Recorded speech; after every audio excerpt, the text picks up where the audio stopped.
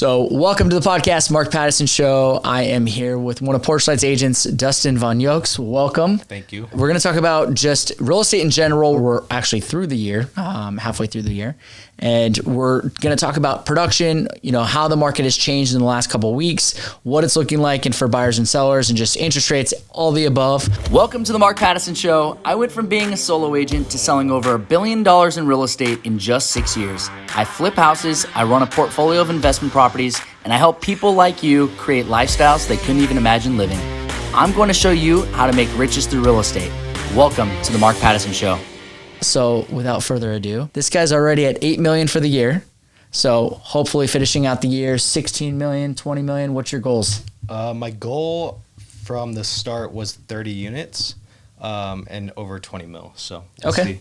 I'm hoping to get there. I have a few things in the works, so a few things in the pipeline. So I'm just kind of nurturing them and seeing where they go. There you go. Yeah, providing the service, stay in touch with those clients, making sure that you can find them the home or sell their house, whatever the situation is. But if on the topic of, buying and selling, do you think right now as an agent, interest rates are higher, they're going up and down every single week, they're a little different, but do you think right now is a good time to buy? Do you think it's a good time to sell? I know there's a lot of noise in the market. So yeah. What's your overall opinion on everything? So I always tell my clients, family, friends, everybody that I think the best time in San Diego to buy is yesterday. I think the market is shifting. I think it's good market for buyers because there's less competition. The interest rate's obviously going up, so they're able to afford less, but they're also not overpaying, in my opinion.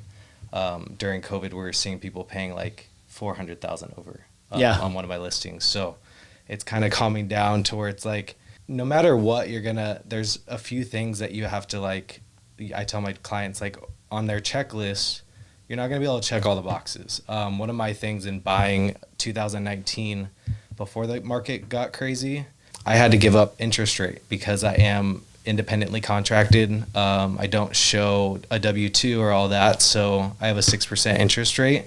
So I tell my clients, if you're looking for a 4-bedroom but you only need 3, you might have to give it up. So just being more flexible in what you want, and you can always upgrade, come 2 to 3 years, sell and take your equity and buy something that you are dreaming of or whatever it is. I always talk about that too, is it's stepping stones. Your first house is for sure not your forever home. Right. And everyone always tells me, I'm going to be in this house for X amount of years. And within 2 or 3 years, they're calling me, hey, I found a bigger house and I have, all this equity. I kind of want to sell it and transfer that over. Yep. So I 100% agree on that with, you got to talk to the client, find out where they are, see what works for them, and also what they want right now may not be what they get, especially in Southern California. Right. And that's the thing. It's I tell anyone, you're winning in San Diego if you get into real estate. Just buy something no matter what it is. Obviously if you can get detached versus, condo, do detached, make the better investment, but also don't be too picky. I 100% on that, as well as because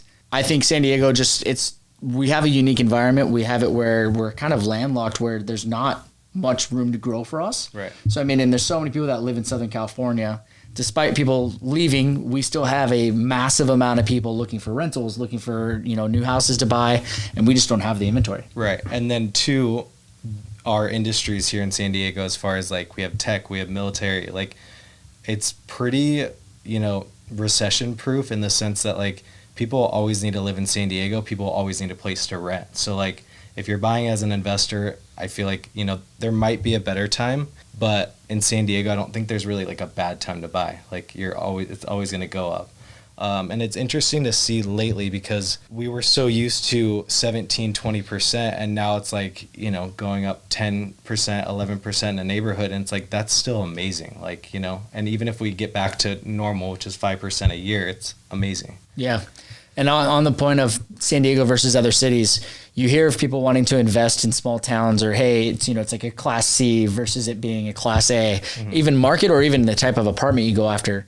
If you're looking at an investment standpoint, and the amount that you can get in returns on something that's like San Diego, and it's so much more solid. Right. Whereas some cities, if they don't have an industry that's solid, like military and biotech, you could run into a huge issue, and that's where you see the price fluctuations. Yeah, and I think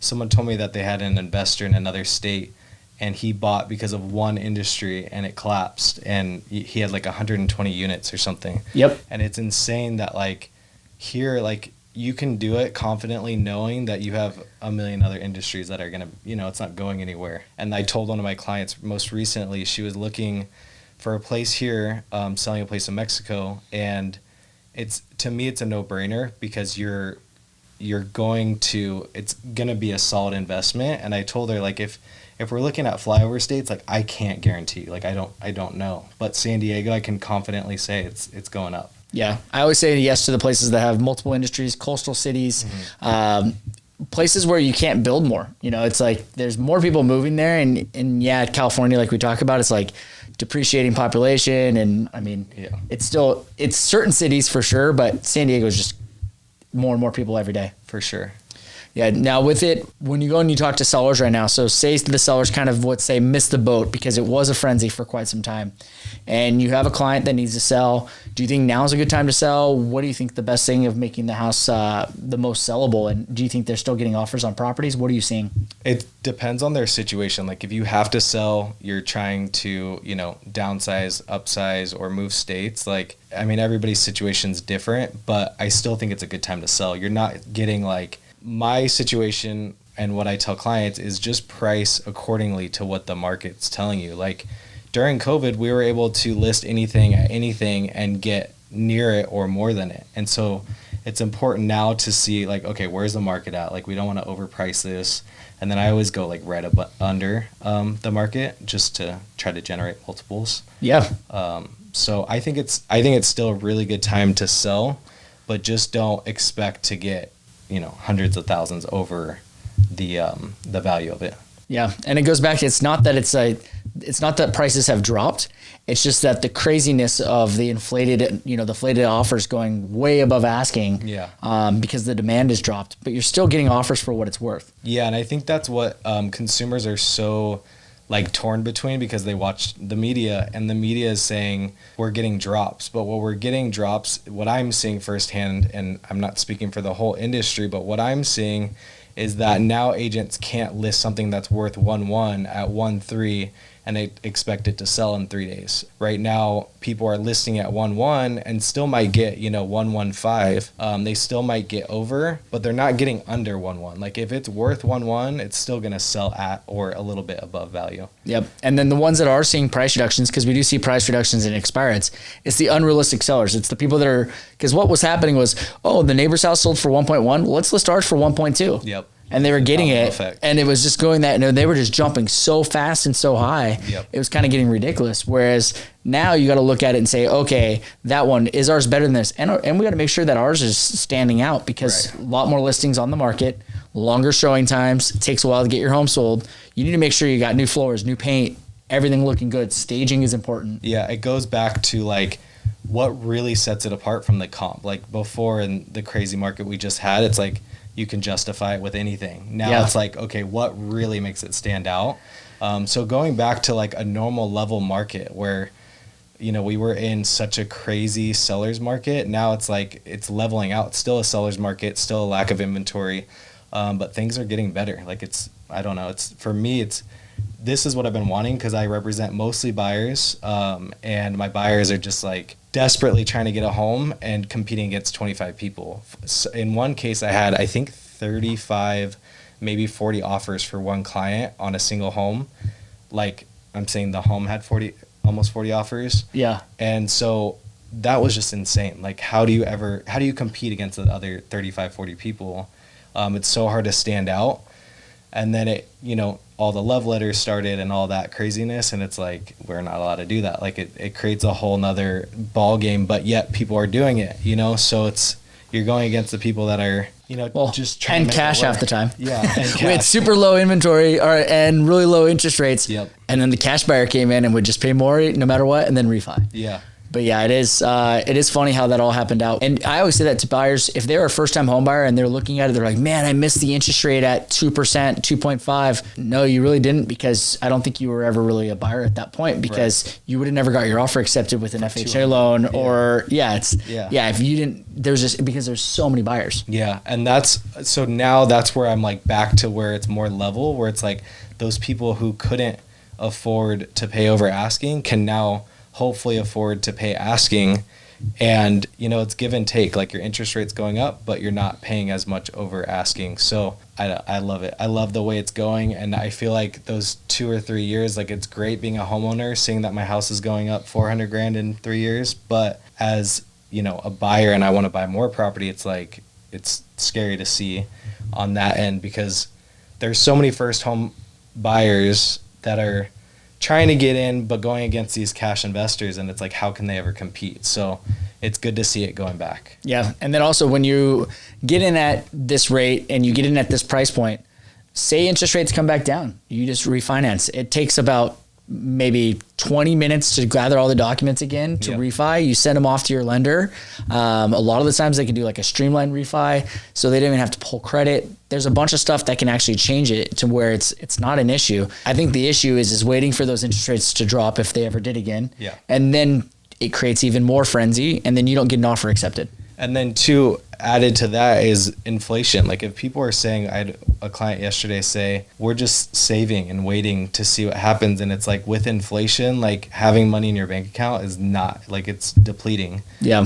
If you haven't invested in stocks, even though stocks are down for the most part, you got to invest it in something, and real estate's going up. So the longer you wait, that's why I tell people, like, work with what you got. Just try to get in there and try to build equity. And then if it's not your dream home, sell it and buy something else. Yeah. Or if you can, turn it into a rental. I always try to tell my clients, keep your properties. You know, no one became a millionaire from renting. Yeah. So no matter what, if you're renting right now, buying is always the solution, in my opinion. Obviously, the correct place, what works for your family and works within your budget. Yeah. But really, if you look at it and you just overanalyze everything, you then never ever make any actions. You know, it was too busy to buy a place 6 months ago. Now the interest rates are too high. Well, what's the next excuse? Right. Yeah. So there's always something. It's never perfect. Like, it's never perfect. So, and the people who have the most now are the ones that took the biggest risk. And so it's like, I get that it's some people's savings account. Like, it's their whole, everything they've ever worked up towards. But it's like, a house is a savings account. Like, put that $60,000 into a house and watch it grow. Like, a savings account is what? Even if you have a person that's like, that can't keep up with their house and the upkeep, because there's, you know, the repairs and the maintenance. I've even sold houses where it's like crap, and you still look at it and you're like, damn, this lady made like $800,000 on this sale because she bought it in the 70s and she just held it, you know. Versus if you're a renter, you see so many people getting outpriced. I mean, there's 2-bedroom rentals in Mission Valley right now for $5,200. Yeah. It's insane. My client right now, one of my clients is renting, it's Del Mar, but it's not, there's no view. It's by the freeway for $4,000 a month, and it's 2-bedroom, tiny, like, one window in the whole place. And it's like, that's my whole mortgage. Like, I have a 3-bedroom house. Like, it's Claremont, but still it's going up. I bought it in 2019 for $605, and it's worth $1.1 now. To be able to tell that to clients makes it so easy, because it's like, this is what I did. Like, you know, why can't you? Like, and people are like, well, you bought it at a really good time. I'm like, it's still a good time. You know, it would have been a really good time in the 70s if I would have bought it. But you know, it also would be a good time. Yes. Because if you look back right now, I'm buying a place. So I'm selling one of my triplexes, and I'm going to be buying even more units. So I'm taking out even a bigger loan. Yeah. So I'm taking that, doing a 1031 exchange. And people were like, I had a client ask, should I sell my Allied Gardens place and then buy this multi-unit? And I was like, well, yeah, because you go from having one renter to having 4, your rents are going to be this, your mortgage payments is going to be this, you're going to have more net at the end of the month, every month. Yeah, why not? Yeah. And then $2.5 million in a multi-unit grows at much faster rate than a single family residence that's $500,000-$600,000. Exactly. So that's where you see it go up, and that's where I'm like, yeah, the more that you can acquire, the more doors as a landlord, the better. Yeah, and there's some lenders too that can, like, approve you based on what the future, you know, rent can produce. Obviously you have to prove that it's made that, but there's ways to get that to where if you're trying to, like, you know, buy something more expensive but you can make more money, like, you know, there's ways to do it. So yeah, that's what I did with the duplex. My rents from my other side, I lived on one side, rents from the other side, covered almost half my mortgage, more than half my mortgage. It's insane. And they included that as my affordability for my loan. That's awesome. So you can do different things. And then, Amir lives for free. One of our agents on our team, he lives for free in Ocean Beach. He has an Airbnb as one unit and he lives in the back. He makes about $500 over his mortgage every month. Wow. Yeah. I did not know that. So that's my goal too with my house is I'm building an ADU in the backyard. It was a detached garage, but I'm doing like a 1-bedroom studio above it. And same thing, like it could pay, probably 3/4 of my mortgage. Oh yeah. Just that tiny little thing. So there's so many options in real estate, and it's like whatever works for the client and for, whoever's trying to get in. I had a really good situation where I didn't have to pay rent moving back to San Diego. Like I had a place to stay. But if you're paying rent, like do whatever you can do to get out, because you'll never, like you have to really want it, like to get out, or you won't, because rents are going to go up, your savings are going to go down. So just making that leap and taking the risk. And I never say never rent a nice place, because you're always going to compare it, because when you go to buy something, the place you're going to buy is going to be a crappy place. And you're going to be like, oh, I'm so used to living a posh life in a high-rise downtown with a doorman. Well, if you get used to that lifestyle and you get older and older, it gets harder to move into something that you don't like. And the older you get, the more you're accustomed to getting something nicer. Yeah. If you're in your 20s, you're in the military, you haven't used your VA loan yet, freaking talk to this guy, get in there, just buy a dang place, even if it's like a $400,000 condo, just to get it. Use your housing allowance. And then it's funny is we had a gal that was a VA buyer. She freaking bought a place for $400 and we sold it for she got PCS to move and she got sold it for $800. Damn. So she made $400,000. That's insane. Which, because we were in a crazy market. But if you look over the whole life of owning that home, I mean, she could have kept it, turned it into a rental, and she still would have been sitting on that equity later in life. And I think that's best if you can afford to keep it rented out. There's also loans that you can get that you can use that rental income as passive income to then buy your next house, and then you'll always have that. Once that's paid off, you're not paying anything. So no. Are you listening to this podcast and thinking, I want to level up? What the heck is my next move? First off, stop comparing yourself to others. Mark Pattison here, and I've got you covered. You've got to visit my website, markpattisonrealestate.com. On there, you're going to find tons of free content, courses, and a resource community to help you achieve your goals. Success in real estate is not found alone. I'm Mark Pattison. I want you to copy my playbook. Today, I got to deposit $20,000 for this month for Airbnb. It's insane. On stuff. And my mortgages on those 2 properties is $5,000. What's your interest rate? I don't know. I don't care. I don't care what my interest rate is because I made $20,000. Right. That's what it goes back to. Yeah, that's how I feel. Mine, I think on one of them is 4.5%. That's the one I'm selling. Mm-hmm. And I'm going to be getting into an interest rate of like 5.5%, 6%. But here's the thing, I don't care because it's going to be more money. It matters if you can afford your payment, and it matters if it cash flows, and it matters what your rents are, and if you're going to be going that route. Yep. It does not matter what your interest rate is. Yeah, it's a numbers game. It's a spreadsheet. Like how much more are you going to make? Obviously, if I could get locked into a 2% interest rate going, but that's not possible. Yeah. So am I just not going to do it? Right. Are you going to wait? Absolutely not. Yeah. No. Yep. I'm making the move now. If interest rates drop sometime, perfect. I'll refi. Yep. Freaking takes 2 seconds, like I said. And that's why I'm making the move now, is because it's actually easier to get those places swapped out. Yeah. Because I'm not having to compete against a million people. And then another thing too, it's like once you have the paperwork to get approval, like you have it in a file. Like you just add like a few more months and you got a refi. Like a couple more bank statements and you're good to go. Yep. A lot of banks too, you just type in your information and they have access to everything. They can pull it all for you and they're good to go. Biggest thing that I think is even more important than interest rates, which everyone talks about, is interest rates. What about your freaking credit? Mm-hmm. Your credit score is so much more important than your interest rate. And we're so willing to let our credits go down to like 500, 600. Yeah. You need to have that bad boy above 740, and that will save you thousands of dollars. Yep. Credit score, biggest things. I mean, Google how to make your credit score better. Get credit repair done because that'll save you money. Yeah. I think Credit Karma was the best thing I ever did. Like, I just go on there, check every once in a while, and it tells me like what areas I can improve in, like pay off your debt. Like every time I pay off my credit cards, it comes back. And another hack that I have done, which I think I learned from you, is paying my balance in full. I've never paid American Express a dime, and I just get points all day long or cash back. And then that looks good on the credit. So that helped me buy my house when I did. I paid for my whole trip for Israel on points. Yeah. South Africa, points, friggin' all my flights that I ever go on. And I'm flying first class in a little pod, all Living points. the life. Yeah. And it's like, oh, I'm one of the rich guys, but really I'm not. I'm just using points on this thing. Hacking it. Yeah. So I think it's more important is like making sure that you can afford the life you live in. And I did learn, I mean, I've probably said this before on the podcast, but it was when I was in high school, this girl, I walked into her home and she had an insane home. And I was like, man, what do your parents do for work? She's like, oh, my dad's a fireman and my mom's a school teacher. And I was like, how did you, I mean, which those are fantastic jobs, but this girl's house was like a multi-million-dollar house on the water. I'm like, how did your parents buy this? Like, what did your grandparents do? Yeah. No, my dad started buying rental properties at the age of 18, and he now owns over 100 rental units in Seattle area. Yeah. Bam. Like, you know how rich he is from just rental units? He's a fireman because he just wants to be a fireman. That's his passion. I think he's actually just wanting to make sure he gets his pension. Yeah. And I'm like, you have so much money off of all the other stuff, but he still was doing it. But I think he enjoys it. Yeah. And same with her mom with teaching.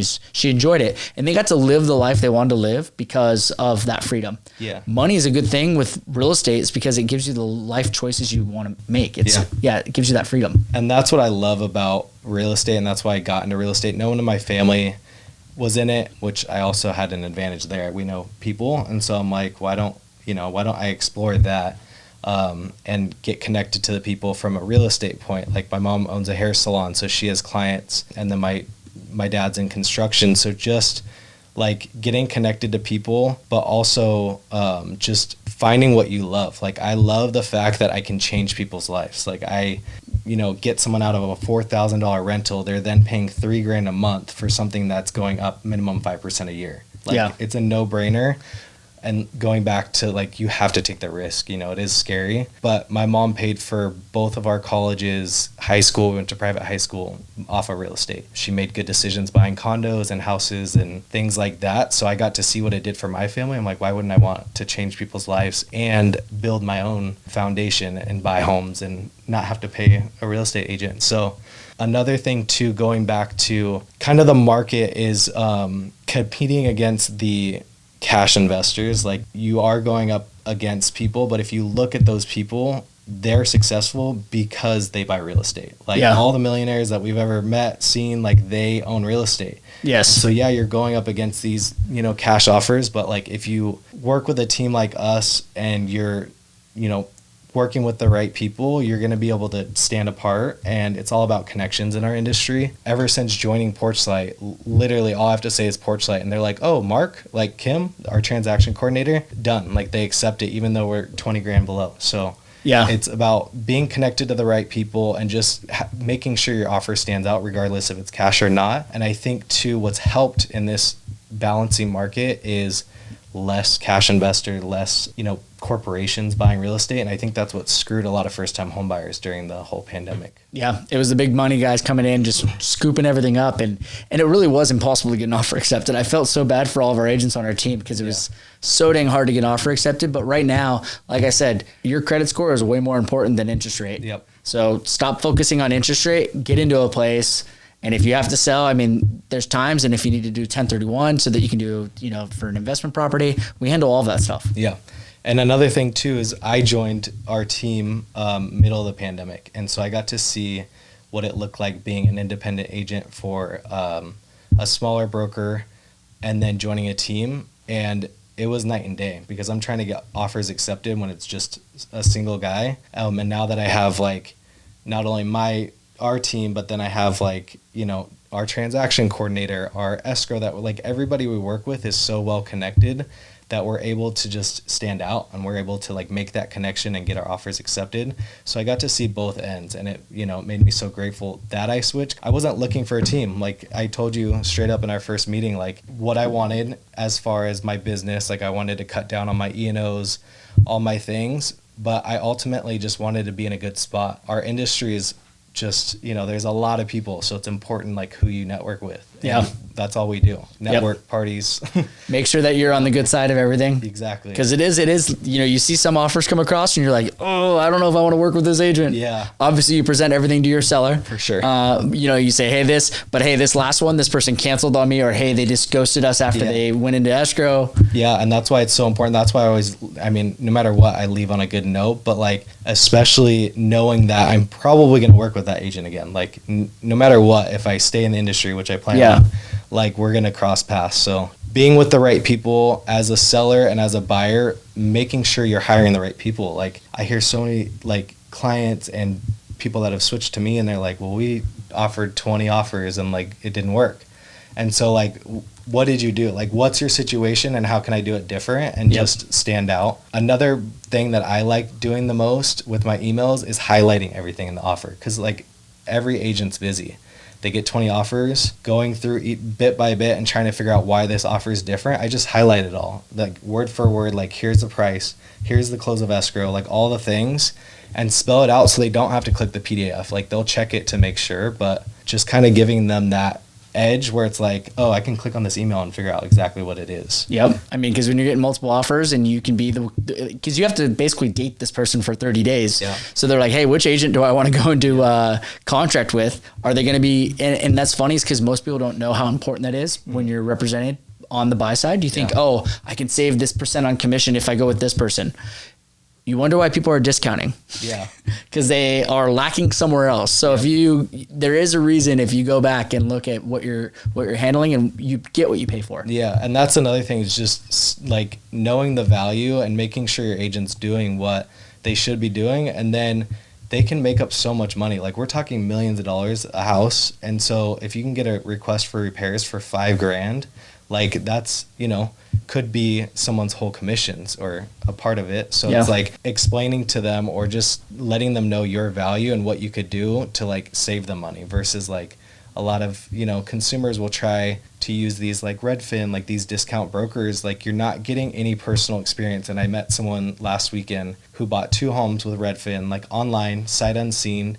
And I was like, what kind of discount did you get? Like, how did you get it accepted? And it wasn't during the pandemic, it was before. Did you get a discount? They're like, no, we just paid asking. And I'm like, what? Like, that's what agents are for. Like, that's what I look at my job like, is being their resource for everything real estate, but also negotiating. Like that's And I mean, sometimes you'll encounter it where the price is like you said, you list it under value. Yeah. So you get multiple offers. I mean, it's a professional needs to go in and look at comparables and see how this house should be priced because the listing agent can price it however they want. Exactly. So that could have been priced $100,000 over and they had no idea and they paid it. So they paid well over what it's worth. Yeah. Asking price is never, I think price is just an invitation, and whether it's a good invitation or not, that's my job to help the client figure that out. 100%. Yeah. So, well, thank you for being on. Thanks for love seeing your success so far. Thank you. You better get to 20 million. I'm working. It just sounds like a good number. Yeah. Yeah. 2022, 20 million, or maybe 22 million. 30 units. And I'm trying to build this ADU. So let's go. Yeah. There's always more projects to happen. So all of his contact information is down below. So if you do want to reach out, Dustin is the guy you want to reach out to. So hope you learned something, and thanks for tuning in. Thank you. Sweet, buddy. Appreciate it. Yeah, of course. Thank you for tuning into the Mark Pattison Show today. If you enjoyed today's episode, please download so you can refer back. If you like this content and want to continue receiving real estate education for free, head over to your computer, scroll all the way down to the section after the episodes on the podcast, and select the 5 stars. If you're willing to commit to transforming your business, please visit my website, markpattisonrealestate.com. We've created a community of real estate professionals where we give back and share tips on how to succeed. Visit markpattisonrealestate.com. And remember, if you're not fucking up, then you're not trying.